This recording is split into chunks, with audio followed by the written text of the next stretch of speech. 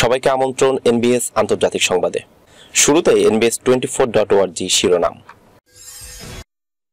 গাজায় ফের ইসরায়েলি হামলা, নিহত 2। ট্রাম্পের গাজা ইস্যুতে আরব নেতাদের পাল্টা প্রস্তাবে একমত ওআইসি পশ্চিমারা। গাজা পুনর্গঠনে আরব পরিকল্পনাকে ইউরোপের 4 দেশের সমর্থন। গাজা ইস্যু, আরব লীগের পাল্টা প্রস্তাবকে সমর্থন দিল ওআইসি। ইউক্রেনে রাতভর রুশ হামলা, নিহত 14।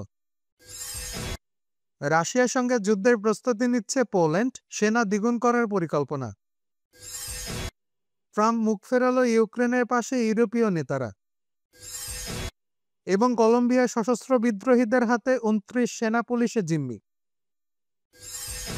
দর্শক, এতক্ষণ শুনছিলেন শিরোনাম, এবার বিস্তারিত খবর পড়ছি আমি ফজলে রাব্বি। গাজায় ফের ইসরায়েলি হামলা, নিহত 2। দক্ষিণ গাজার রাফা শহরে ইসরায়েলি বিমান হামলায় 2 ফিলিস্তিনি নিহত হয়েছেন। শনিবার এই হামলার ঘটনা চিকিৎসক সূত্রে নিশ্চিত করা হয়েছে। ইসরায়েলি সামরিক বাহিনীর দাবি, তারা এক ড্রোনকে লক্ষ্য করে হামলা চালিয়েছে। ড্রোনটি ইসরায়েল থেকে গাজার দক্ষিণাঞ্চলে প্রবেশ করেছিল। একই সঙ্গে কয়েকজন সন্দেহভাজন ব্যক্তি ড্রোনটি সংগ্রহের চেষ্টা করলে তাদেরও টার্গেট করা হয়। ধারণা করা হচ্ছে এটি একটি ব্যর্থ চোরাচালানের প্রচেষ্টা ছিল। এর আগে শুক্রবার গাজায় আরও এক ড্রোন হামলায় 2 ব্যক্তি নিহত হন। ইসরায়েলি সেনাবাহিনীর ভাষ্য অনুযায়ী, উত্তর গাজায় মোতায়েন সেনাদের কাছে একটি বিস্ফোরক ডিভাইস পুঁতে রাখার সময় সন্দেহভাজন কয়েকজনকে লক্ষ্যবস্তু করে হামলা চালায়। এদিকে ইসরায়েল ও হামাসের মধ্যে জানুয়ারিতে হওয়া 42 দিনের যুদ্ধবিরতি চুক্তি বাড়ানোর লক্ষ্যে মধ্যস্থতাকারীরা আলোচনা চালিয়ে যাচ্ছেন। অন্যদিকে হামাসের একটি প্রতিনিধি দল মিশরের কায়রোতে মধ্যস্থতাকারীদের সঙ্গে যুদ্ধবিরতি বাড়ানোর বিষয়ে আলোচনা চালিয়ে যাচ্ছে। কাতার ও মিশরের সহযোগিতায় চালানো এই আলোচনার পরবর্তী ধাপে যুদ্ধবন্ধের সম্ভাবনা তৈরি হতে পারে বলে আশা করা হচ্ছে। ট্রাম্পের গাজা ইস্যুতে আরব নেতাদের পাল্টা প্রস্তাবে একমত ওআইসি পশ্চিমারা। ট্রাম্পের গাজা স্থানান্তরের বিপক্ষে পাল্টা প্রস্তাব দিয়েছে আরব নেতারা। তাদের এই প্রস্তাবে সম্মতি জানিয়েছে অর্গানাইজেশন অফ ইসলামিক কোঅপারেশন বা ওআইসি এবং বেশ কয়েকটি ইউরোপীয় দেশ। শনিবার 8 মার্চ আল জাজিরার এক প্রতিবেদনে এই তথ্য জানানো হয়েছে। প্রতিবেদনে বলা হয়েছে, গাজা পুনর্নির্মাণের জন্য সম্প্রতি উন্মোচিত আরব পরিকল্পনাকে সমর্থন জানিয়েছে অর্গানাইজেশন অফ ইসলামিক কোঅপারেশন বা ওআইসি এবং বেশ কয়েকটি ইউরোপীয় দেশ। ফ্রান্স, জার্মানি, ইতালি এবং যুক্তরাজ্যের পররাষ্ট্রমন্ত্রীদের একটি যৌথ বিবৃতিতে জানানো হয়েছে, তারা গাজা পুনর্নির্মাণের জন্য $53 বিলিয়ন এই পরিকল্পনাকে সমর্থন জানিয়েছেন। বিবৃতিতে বলা হয়, এই পরিকল্পনাটি গাজার পুনর্নির্মাণের জন্য একটি বাস্তবসম্মত পথ প্রদর্শন করে এবং এটি বাস্তবায়িত হলে গাজায় বসবাসরত ফিলিস্তিনিদের জন্য সংকটজনক জীবনযাত্রার অবস্থা দ্রুত এবং টেকসইভাবে উন্নত হবে। এতে আরো বলা হয়, হামাস আর গাজা শাসন করতে পারবে না এবং ইসরায়েলের জন্য আর হুমকি হয়ে থাকতে পারবে না। এছাড়া ফিলিস্তিনি কর্তৃপক্ষের কেন্দ্রীয় ভূমিকা এবং তা সংস্কারের কার্যক্রম বাস্তবায়নের জন্য দেশগুলো সমর্থন জানায়। প্রতিবেদনে বলা হয়েছে, এই পরিকল্পনাটি মিশর দ্বারা তৈরি করা হয়েছিল এবং চলতি মাসে কায়রোতে অনুষ্ঠিত আরব লীগের শীর্ষ সম্মেলনে আরব নেতারা এটি গ্রহণ করেছেন। শনিবার 57 সদস্য বিশিষ্ট ওআইসি নেতারা জেদ্দায় একটি জরুরি সভায়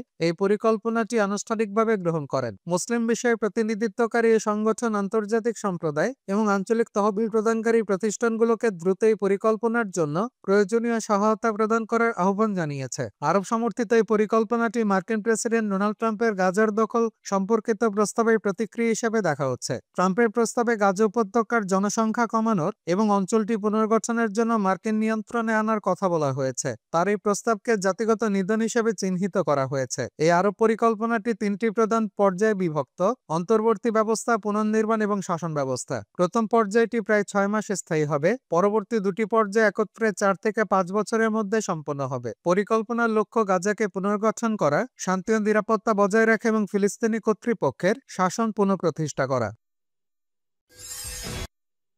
গাজা পুনর্গঠনে আরব পরিকল্পনাকে ইউরোপের 4 দেশের সমর্থন। গাজা পুনর্গঠনের জন্য আরব সমর্থিত পরিকল্পনাকে সমর্থন দিয়েছে ফ্রান্স, জার্মানি, ইতালি ও যুক্তরাজ্য। শনিবার 8 মার্চে ঘোষণা দেন দেশগুলোর পররাষ্ট্রমন্ত্রীরা। আরব সমর্থিত পরিকল্পনায় গাজা পুনর্গঠনের জন্য ব্যয় হবে $53 বিলিয়ন এবং উপত্যকা থেকে ফিলিস্তিনিদের বাস্তুচ্যুত করা হবে না। মন্ত্রীরা একটি যৌথ বিবৃতিতে বলেছেন, এই পরিকল্পনাটিতে গাজার পুনর্গঠনে একটি বাস্তবসম্মত পথ দেখানো হয়েছে এবং তা দ্রুত বাস্তবায়িত হলে গাজায় বসবাসকারী ফিলিস্তিনিদের বিপর্যয়কর জীবনযাত্রার দ্রুত এবং টেকসই উন্নতি হবে। গত মঙ্গলবার মিশরের প্রস্তাবিত এই পরিকল্পনাকে আরব নেতারা সর্বসম্মতিক্রমে গ্রহণ করেন। তবে এই পরিকল্পনাটি ইসরায়েল এবং মার্কিন প্রেসিডেন্ট ডোনাল্ড ট্রাম্প প্রত্যাখ্যান করেছেন, যিনি এর আগে গাজা উপত্যকাকে মধ্যপ্রাচ্যে রিভেরাতে পরিণত করার জন্য তার নিজস্ব দৃষ্টিভঙ্গি উপস্থাপন করেছেন। মিশরীয় প্রস্তাবে ইসরায়েল এবং ফিলিস্তিনি গোষ্ঠী হামাসের মধ্যে গাজা যুদ্ধের সমাপ্তির পর গাজা শাসনের দায়িত্বে নিযুক্ত স্বাধীন পেশাদার ফিলিস্তিনি ডেমোক্রেটদের একটি প্রশাসনিক কমিটি গঠনের কল্পনা করা হয়েছে। এই কমিটি ফিলিস্তিনি কর্তৃপক্ষের তত্ত্বাবধানে অস্থায়ী সময়ের জন্য মানবিক সাহায্যের তত্ত্বাবধান এবং উপত্যকার বিষয়গুলো পরিচালনার জন্য দায়ী থাকবে। এদিকে শনিবার 4টি ইউরোপীয় দেশের জারি করা বিবৃতিতে বলা হয়েছে তারা আরব উদ্যোগের সাথে কাজ করতে প্রতিশ্রুতিবদ্ধ। গাজা ইস্যু, আরব লীগের পাল্টা প্রস্তাবকে সমর্থন দিল ওআইসি। মার্কিন প্রেসিডেন্ট ডোনাল্ড ট্রাম্পের বিতর্কিত গাজা পরিকল্পনার বিরুদ্ধে আরব লীগের পাল্টা প্রস্তাবকে সমর্থন জানিয়েছে ইসলামী সহযোগিতা সংস্থা বা ওআইসি। শুক্রবার আনুষ্ঠানিকভাবে ওআইসির সদস্য রাষ্ট্রগুলোর পররাষ্ট্রমন্ত্রীরা জেদ্দায় এক জরুরি বৈঠকে মিলিত হয়ে এই সিদ্ধান্ত নেন। ওআইসির মহাসচিব হোসেন ইব্রাহিম তোহা আরব লীগের অনুমোদিত প্রস্তাবের প্রতি সমর্থন করেছে, যা মিশরের উদ্যোগের উপর ভিত্তি করে গাজা পুনর্গঠনের পরিকল্পনা গ্রহণ করেছে। এই পরিকল্পনায় ফিলিস্তিনি কর্তৃপক্ষের প্রশাসনের অধীনে যুদ্ধবিধ্বস্ত গাজাকে পুনর্নির্মাণের আহ্বান জানানো হয়েছে। বৈঠক শেষে প্রকাশিত এক বিবৃতিতে বলা হয়, ওআইসির মহাসচিব গাজা পুনর্গঠনের পরিকল্পনার প্রতি সমর্থন ব্যক্ত করেছেন, যা আরব সম্মেলনে অনুমোদিত হয়েছে এবং ফিলিস্তিনি জনগণের তাদের নিজ ভূমিতে থাকার অধিকারকে নিশ্চিত করে। মিশরের পররাষ্ট্রমন্ত্রী বাদর আবদেলাত্তি, যার দেশ হামাস ও ইসরায়েলের মধ্যে যুদ্ধবিরতির মধ্যস্থতাকারীর ভূমিকা পালন করছে, ওআইসি সমর্থন চেয়েছেন যাতে পরিকল্পনাটি কেবল আরব বিশ্বের মধ্যে সীমাবদ্ধ না থাকে, বরং এটি একটি আরব ও ইসলামী পরিকল্পনায় পরিণত হয়। পাকিস্তানি কূটনীতিক, যিনি নাম প্রকাশ না করার শর্তে এএফপিকে বলেছেন, এই বৈঠকের প্রধান লক্ষ্য হল আরব পরিকল্পনা অনুমোদন, যা গাজার পুনর্গঠনের জন্য একটি কাঠামোবদ্ধ দৃষ্টিভঙ্গি প্রদান করবে। বৈঠকটি এমন এক সময় অনুষ্ঠিত হয়েছে যখন মধ্যপ্রাচ্যে উত্তেজনা ক্রমশ বাড়ছে, বিশেষ করে ইসরায়েলের সাম্প্রতিক সিদ্ধান্তে রমজান মাসে গাজায় মানবিক সহায়তা প্রবেশে বাধা দেওয়া হয়েছে। ইউক্রেনে রাতভর রুশ হামলা, নিহত 14। ইউক্রেনে রাতভর রুশ ক্ষেপণাস্ত্র ড্রোন হামলায় কমপক্ষে 14 জন নিহত হয়েছেন। এছাড়া আহত হয়েছেন আরও 37 জন। ইউক্রেনের স্বরাষ্ট্র মন্ত্রণালয় শনিবার 8 মার্চে জানিয়েছে, পূর্বাঞ্চলীয় শহর ডোপ্রোপিলিয়ায় রুশ ক্ষেপণাস্ত্র ড্রোন হামলায় কমপক্ষে 11 জন নিহত ও 30 জন আহত হয়েছেন। আর পৃথক ড্রোন হামলায় উত্তর পূর্বাঞ্চলে খার্কিভ অঞ্চলে আরও 3 জন বেসামরিক নাগরিক নিহত ও 7 জন আহত হয়েছে। মন্ত্রণালয় আরও জানিয়েছে, রুশ বাহিনী ব্যালিস্টিক ক্ষেপণাস্ত্র, একাধিক রকেট এবং ড্রোন দিয়ে ডোপ্রোপিলিয়ে আক্রমণ করেছে। 8টি বহুতল ভবন এবং 30টি গাড়ি ক্ষতিগ্রস্ত হয়েছে। মেসেজিং অ্যাপ টেলিগ্রামে মন্ত্রণালয় বলছে, আগুন নেভানোর সময় দখলদাররা আবারও হামলা চালায়, যার ফলে দমকলের গাড়ি ক্ষতিগ্রস্ত হয়। আগুনে পুড়ে যাওয়া আংশিকভাবে ধ্বংসপ্রাপ্ত ভবন এবং উদ্ধারকারীদের ভবন থেকে ধ্বংসস্তূপ সরানোর ছবি প্রকাশ করেছে মন্ত্রণালয়। ইউক্রেনীয় সেনাবাহিনী জানিয়েছে, রাশিয়া রাতারাতি 2টি ইস্কান্দার এম ব্যালিস্টিক ক্ষেপণাস্ত্র এবং একটি ইস্কান্দার কে ক্রুজ ক্ষেপণাস্ত্রের পাশাপাশি 145টি ড্রোন দিয়ে ইউক্রেনে আক্রমণ করেছে। তবে বিমান বাহিনী একটি ক্রুজ ক্ষেপণাস্ত্র এবং 79টি ড্রোন ভূপাতিত করেছে। এছাড়া ইলেকট্রনিক পাল্টা ব্যবস্থার কারণে আরও 54টি ড্রোন তাদের লক্ষ্যবস্তুতে পৌঁছাতে পারেনি বলেও জানিয়েছে সেনাবাহিনী। রাশিয়ার সঙ্গে যুদ্ধের প্রস্তুতি নিচ্ছে পোল্যান্ড, সেনা দ্বিগুণ করার পরিকল্পনা। রাশিয়া ইউরোপের জন্য হুমকি। মস্কো 3 থেকে 4 বছরের মধ্যে ইউক্রেনের চেয়েও বড় একটি লক্ষ্যবস্তুর বিরুদ্ধে পূর্ণমাত্রায় অভিযান শুরু করতে পারে। তাই নেটোর পূর্বাঞ্চলীয় সীমান্ত রক্ষার জন্য পোল্যান্ডকে ঘাঁটি হিসেবে কাজ করতে হবে। স্থানীয় সময় শুক্রবার 7 মার্চে পার্লামেন্টে ভাষণকালে পোল্যান্ডের প্রধানমন্ত্রী ডোনাল্ড টাস্ক এমনটাই বলেছেন। তিনি দেশের সেনাবাহিনীর আকার দ্বিগুণেরও বেশি করে 5 লাখে উন্নীত করার পরিকল্পনা প্রকাশ করেন। সেই সঙ্গে পোল্যান্ডকে ভবিষ্যতে যুদ্ধের জন্য প্রস্তুত থাকতে জোর দেন। টাস্ক রাশিয়ার সেনাদের সঙ্গে নিজেদের তুলনা করে বলেন, আমরা পোল্যান্ডে অর্ধ-মিলিয়ন সৈন্যের প্রয়োজনীয়তার কথা বলছে। পোল্যান্ডের বর্তমান সশস্ত্র বাহিনীর সংখ্যা প্রায় 2 লাখ। তিনি জানান, সরকার এমন একটি আইন প্রণয়ন করছে যার মাধ্যমে পোল্যান্ডের প্রতিটি প্রাপ্তবয়স্ক পুরুষকে রাশিয়ার সঙ্গে সম্ভাব্য যুদ্ধের জন্য প্রস্তুত হওয়ার জন্য বড় আকারে সামরিক প্রশিক্ষণ নিতে হবে। পোলিশ প্রধানমন্ত্রী বলেন, আমরা এই বছরের শেষ নাগাদ একটি মডেল প্রস্তুত করার চেষ্টা করব যাতে পোল্যান্ডের প্রতিটি প্রাপ্তবয়স্ক পুরুষ ও যুদ্ধের সময় প্রশিক্ষণ প্রাপ্ত হন। পোলিশ নারীরাও সামরিক প্রশিক্ষণ নিতে হতে পারে। পোল্যান্ডের প্রধানমন্ত্রীর ভাষ্য, বৃহত্তর সেনাবাহিনীর পাশাপাশি পারমাণবিক এবং আধুনিক অস্ত্র অর্জনের মাধ্যমে সামরিক সক্ষমতা বৃদ্ধি করতে হবে। ইউ নেতারা প্রতিরক্ষা সক্ষমতা বৃদ্ধির জন্য কোটি কোটি ইউরো বরাদ্দের জন্য একটি সামরিক ব্যয় পরিকল্পনা অনুমোদন করার একদিন পর টাস্কের এসব মন্তব্য এলো। ট্রাম্প মুখ ফেরালো ইউক্রেনের পাশে ইউরোপীয় নেতারা। গেল সপ্তাহে যুক্তরাষ্ট্রের প্রেসিডেন্ট ডোনাল্ড ট্রাম্পের সঙ্গে যেভাবে ভলোদিমির জেলেনস্কিকে দেখা গিয়েছিল তাতে অবাক হয়েছিলেন অনেকেই। বৈঠক চলাকালে ট্রাম্প জেলেনস্কির উত্তপ্ত বাক্য বিনিময় যুক্তরাষ্ট্রের নতুন নীতিকে ইঙ্গিত করে। যদি ইউক্রেনের পাশে দাঁড়ানোর ঘোষণা দিয়েছেন ইউরোপীয় ইউনিয়ন বা ইউর নেতারা।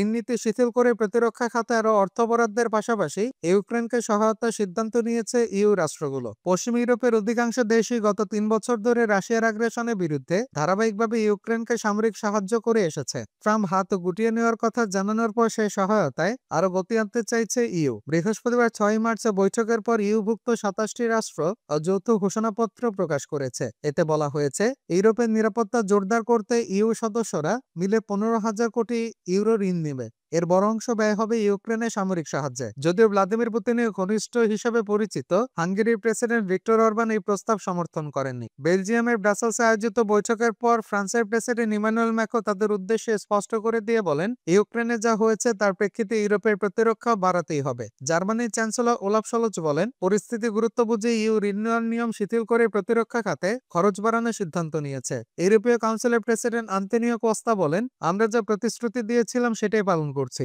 আমরা আমাদের নাগরিকদের নিরাপত্তা নিশ্চিত করতে চাই। কলম্বিয়ার সশস্ত্র বিদ্রোহীদের হাতে 29 সেনা পুলিশের জিম্মি। দক্ষিণ আমেরিকার দেশ কলম্বিয়ায় কোকা উৎপাদনকারী গুরুত্বপূর্ণ অঞ্চলে দেশটির 29 জন সেনা ও পুলিশকে জিম্মি করেছে দেশটির সশস্ত্র বিদ্রোহী গোষ্ঠী। খবর স্থানীয় কর্মকর্তাদের বরাতে খবর জানিয়েছে এএফপি। প্রতিবেদন মতে শুক্রবার 7 মার্চ সরকার এক বিবৃতিতে জানায়, দক্ষিণ পশ্চিমের কোকা অঞ্চলে এক বন্দুকযুদ্ধের সময় এসব সেনা ও পুলিশকে অপহরণ করা হয়। কর্তৃপক্ষ এই ঘটনার জন্য অধুনালুপ্ত সশস্ত্র গোষ্ঠী revolutionary arm forces of Colombia তথা ফার্ক গেরিলা বাহিনী উত্তরসূরি একটি গোষ্ঠীকে দায়ী করেছে। কর্মকর্তারা জানিয়েছেন, সেনা ও পুলিশের একটি দল কোকা অঞ্চলে 2টি পৌরসভায় রাষ্ট্রীয় নিয়ন্ত্রণ প্রতিষ্ঠার চেষ্টা করছিল। এই সময় সশস্ত্র গোষ্ঠীর সদস্যরা এবং জনসাধারণ মিলে নিরাপত্তা বাহিনীর সঙ্গে সংঘর্ষে লিপ্ত হয়। এই ঘটনায় বেশ কিছু ছবি প্রকাশ করেছে সরকার। তাতে দেখা যাচ্ছে হামলাকারীর একটি নিরাপত্তা বাহিনী একটি সাজোয়ার যানের পিকে পাথর ছুড়ছে। বিপরীতে দাঙ্গা পুলিশ স্মোক গ্রেনেড বিস্ফোরণ ঘটাচ্ছে। এই ঘটনায় দেশটির president Gustavo petro central general staff বা ইএসসি নামে একটি গোষ্ঠীকে দোষারোপ করেন। তিনি গোষ্ঠীটির বিরুদ্ধে নিরাপত্তা বাহিনীর উপর আক্রমণ করার জন্য বেসামরিক জনগণকে ব্যবহার করার অভিযোগ করেন। স্থানীয় অধিবাসীরা এক বিবৃতিতে বলেছেন, তারা সশস্ত্র বাহিনী আক্রমণের সময় আত্মরক্ষার জন্য চেষ্টা করে, কারণ সেনারা তাদের উপর মেশিন গান ও তাজা গুলি ব্যবহার করেছিল। ওই বিবৃতিতে আরো বলা হয়েছে, সরকার ওই অঞ্চলে 8,000 হেক্টর কোকা ক্ষেত ধ্বংস করার চেষ্টা করছে। সরকারের এই পদক্ষেপের প্রতি ক্ষোভ প্রকাশ করেছে তারা। বিবৃতিতে 29 জন নিরাপত্তা কর্মীর পরিবর্তে 28 জন জিম্মি করার কথা বলা হয়েছে। সে সঙ্গে দাবি করা হয়েছে তাদের উপর যাতে নতুন করে আক্রমণ না হয় তা নিশ্চয়তা হিসেবে তাদের জিম্মি করা হয়। দর্শক, এই ছিল এখনকার মতো। আমাদের পরবর্তী সংবাদ দেখার আমন্ত্রণ জানিয়ে বিদায় নিচ্ছি আমি শফিউল আলম আরাফ।